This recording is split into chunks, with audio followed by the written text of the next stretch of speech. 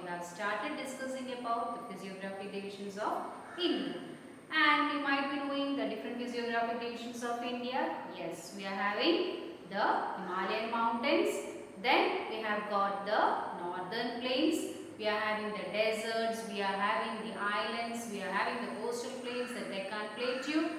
And also we are having the the peninsular plateaus. Okay. Now in the last class we had already discussed about the Himalayan mountains, and we have seen what are the different features of our Himalayan mountains. What is the importance of it? And in that also we discussed about the longitudinal ranges which are there. Mainly we are having 3 longitudinal ranges, isn't it? And we also saw the importance of these ranges and what are the different aspects that we can see in these ranges. So next, coming to the second most important physiographic divisions of India, that is the northern plains. And you might have already studied something related to the northern plains, isn't it?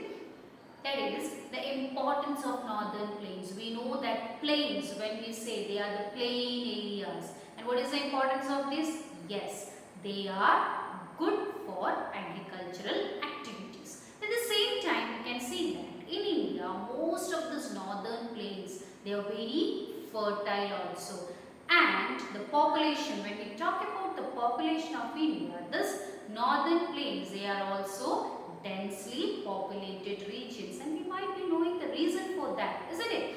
It is because it is a plain area and it is good for agricultural activities also. So automatically what we can see? Yes, most of the people will be inhabited in this region. So that is the importance of northern plains. Now we can see something more about our northern plains. Okay. So coming to the northern plains, we can see how they are formed. Now I told you they are very fertile, isn't it? Now what is the reason for this? How the formation of this northern plains has taken place? Okay, so we can see that they are formed by the interplay of 3 major river systems. We know the importance of rivers, isn't it? They flow, and when they flow, whatever they carry, what they do? They go on depositing here and there. And what happens? Yes, we also know that the places near to those rivers and all, they are fertile also.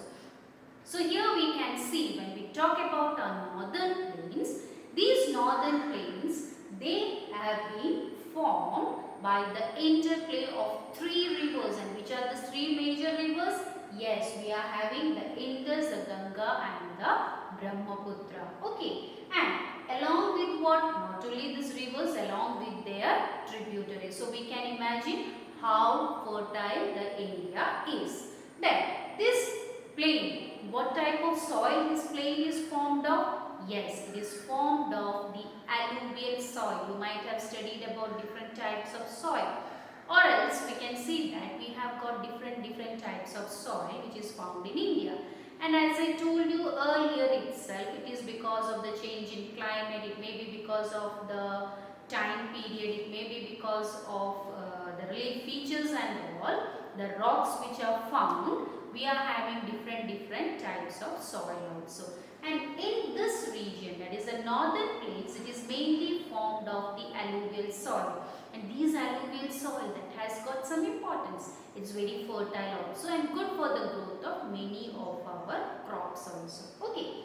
Then the deposition of this alluvium in a vast basin which is lying at the foothills of the Himalaya over 1 million of years. What have they done? It's formed this fertile soil. So this deposition, isn't it? The rivers, they are flowing. When they flow, they deposit the things here and there. And because of this deposition, what we have seen? Yes, the areas near to that, they have become very fertile also.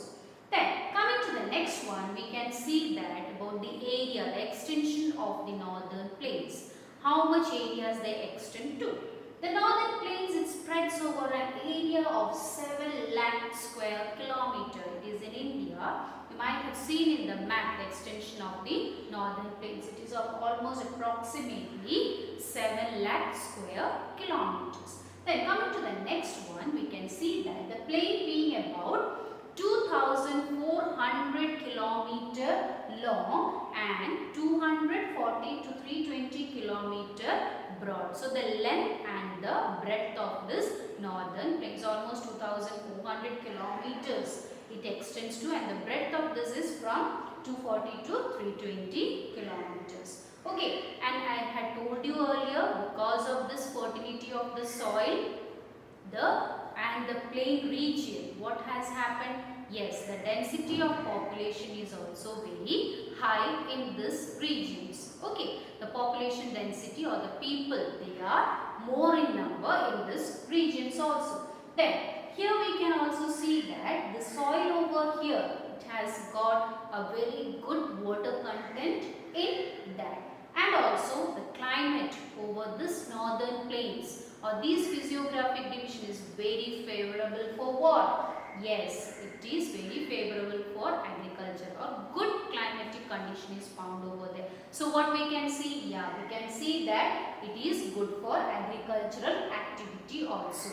And this region, that is the northern plains, it is considered to be the most productive part of India. So these are the importance of our second important physiographic division, that is the northern plains. Let me tell you something more. We can see that, as I told you earlier, this northern plains, the number of people living over there is more. That is the density of population in these northern plains we can find is very more. And the reason behind that is the favorable climatic condition, the soil, that is a fertile soil, which is very good for our agricultural activity. So we can see that the density of population is also more in this region. And we can also see that most of the agricultural activities are mainly carried out in these regions, that is the northern plains. Okay, so coming to the next division, that is about the divisions. Okay, so talking about our northern plains, it is broadly divided into three sections. Three sections are there when we talk about our northern plains. The first one is the Punjab plain, the second the Ganga plain, and third is the Brahmaputra plain. We talked about three rivers, isn't it? The Indus, the Ganga and the Brahmaputra. Okay, it is because of this rivers that this place has become very fertile. So we can see that this northern plains, they are also divided into three, that is the Punjab plain, the Ganga plain and the Brahmaputra plain. Now talking about the next factor, we can see that coming to the Punjab plain, talking about the Punjab plain, we can see that the western part of the northern plain, okay, the western part of the northern plain, it is mainly known as the Punjab plain. And how it is formed, I told about the river, isn't it? Yes, it is formed by Indus and its tributaries. And here we can see that a large part of it is lying towards the plains, where? Towards Pakistan. So this is formed by the Indus river and its tributaries, the Punjab plain.